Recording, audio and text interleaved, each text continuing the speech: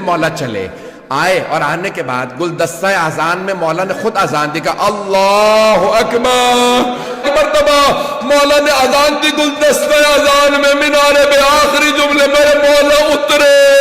ایک مرتبہ میں مینار سے اترے آئے دیکھا کہ ایک آدمی الٹا سو رہا ہے. امام نے کہا ابن ملجم میں اپنے کام سے جا رہا ہوں تو اپنے کام سے اٹھ. ایک مرتبہ مولا محراب میں گئے نافلہ فجر شروع کی. اللہ اکبر مولا نے نماز شروع کی. ابن ملجم ملعون نے تلوار زہر میں بجھا رکھی تھی. تلوار نکالی ہاتھ کانپنے لگے. شیر خدا کا روپ تھا گردن پہ مارنا چاہتا تھا سر میں تلوار لگی. میرے مولا کا سر شگافتہ ہوا. ایک مرتبہ بیٹھے کہا بسم اللہ و باللہ وعلا ملت رسول اللہ فستو برب الکعبہ.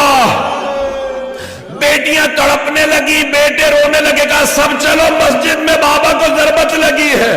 جانتے ہیں کیسے پتہ چلا؟ جناب جبرائیل چلے مرثیہ پڑھنے لگے تحدمت واللہ ارکان الہدی قتل ابن ام المصطفیٰ قتل علی المرتضی قتلہ اشکل اشکیہ. ہائے آج اللہ کے دین کے سارے ارکان تباہ ہو گئے. ارے محمد مصطفیٰ کا بھائی مارا گیا, علی مرتضی مارے گئے, اشکل اشقیاء نے انہیں مار دیا. میرے مولا نے ایک مرتبہ بیٹوں کو دیکھا. خدا کی قسم علی کی آنکھوں میں کوئی آنسو نہیں تھا.